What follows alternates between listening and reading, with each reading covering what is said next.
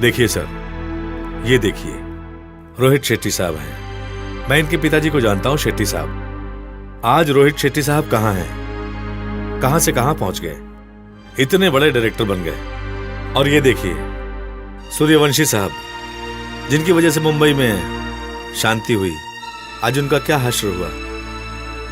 आज वे कहां हैं? आज हम लोग अमन चैन की जिंदगी जी रहे हैं। किनकी वजह से? इनका क्या हश्र हुआ?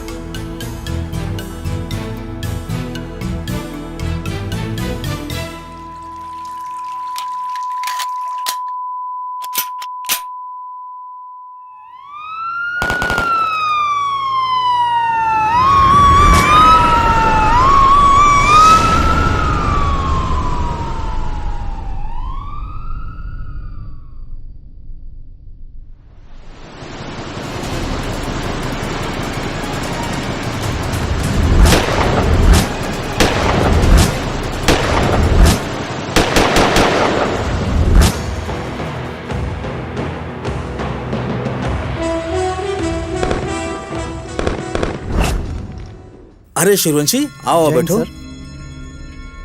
Hello sir. मैंने तुमको जो काम दिया था सर, मंत्री साहब का है। आज का आज काम पूरा होना चाहिए। Yes sir. Promise? Yes sir, promise. Sir चिंता ना करें, अब इनकाउंटर हो जाएगा। जय हिंद सर।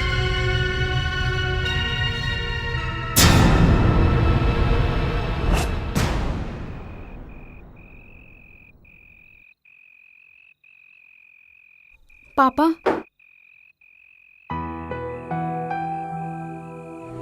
खाना तैयार है। आ रहा हूँ।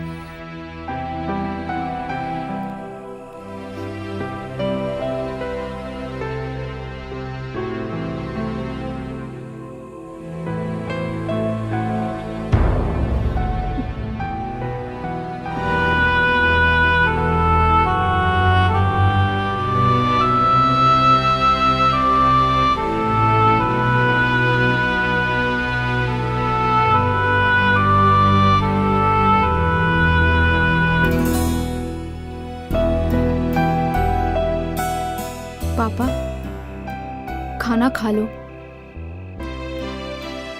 कल सुबह मुझे भी कोर्ट जाना है।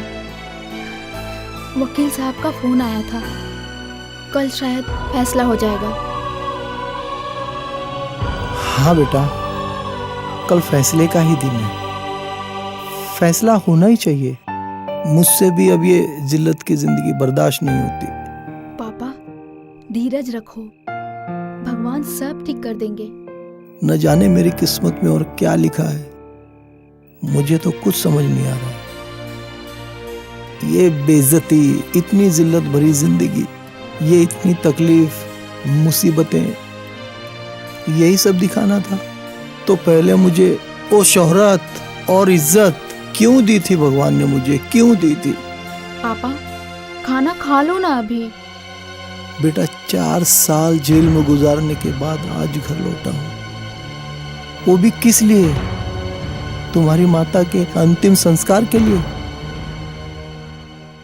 तुम्हारी ये दुख भरी दास्तान, ये तकलीफ सुनने के बाद भी तुम कहती हो पापा खाना खा लो। कैसे खा सकता हूँ बेटी मैं खाना, कैसे खा सकता हूँ बताओ? जैसा नसीब में लिखा है वैसे तो जीना ही होगा ना पापा।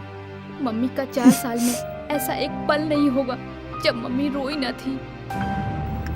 आपके जेल जाते ही मम्मी ने बिस्तर पकड़ लिया और उसी वक्त राकेश और उसके परिवार वाले आके मम्मी को बहुत खरी खोटी सुनाई और मुझसे भी एंगेजमेंट तोड़ लिया।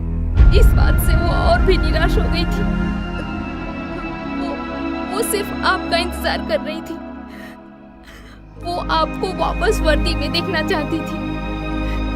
यही मम्मी की तमन्ना थी।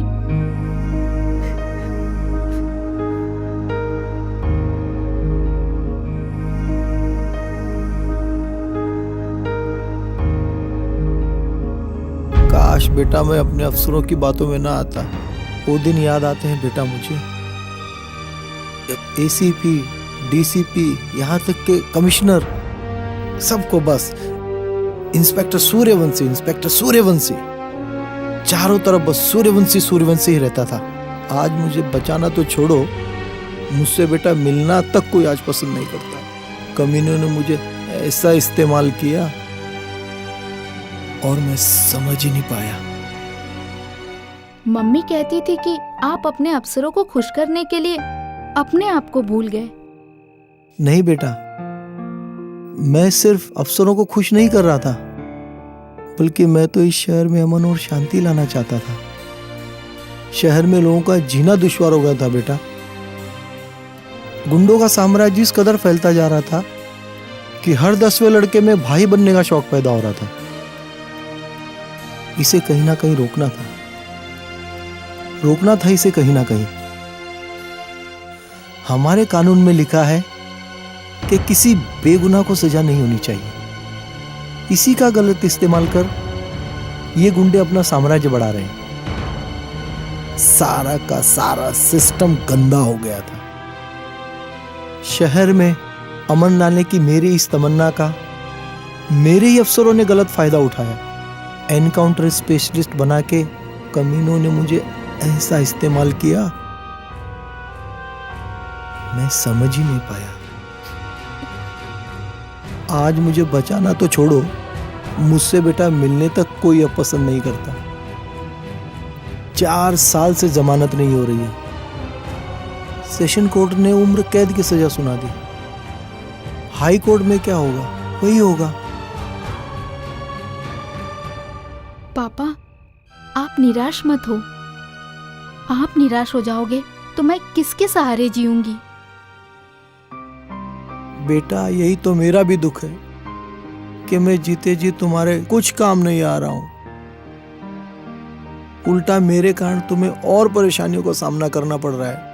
बेटा, ये जिल्लत, ये बर्बादी मुझसे और नहीं देखी जाती बेटा, और नहीं देखी जाती।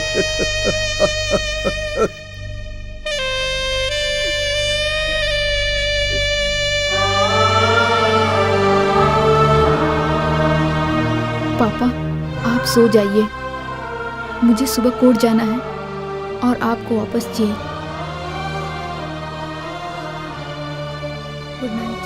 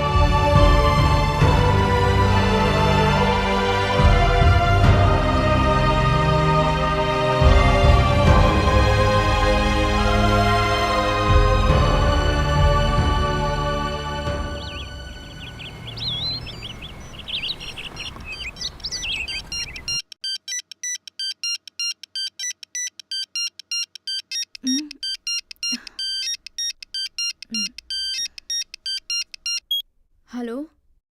हेलो, आप आई नहीं कोर्ट में? सॉरी वकील साहब, मुझे लगता है रात में दवाई का डोज ज्यादा हो गया था, इसलिए मैं उठ नहीं पाई। आपके लिए खुशखबरी है। सूर्यवंशी साहब अब बेल पर छूट सकते हैं। उनका रीपिटिशन फाइल करने का ऑर्डर हो चुका है। हाँ? क्या पापा को बेल मिल सकता है? ठीक है, मैं अभी ये खबर पापा को बताती हूँ। पापा, पापा, पापा, पापा, पापा, पापा, पापा, पापा।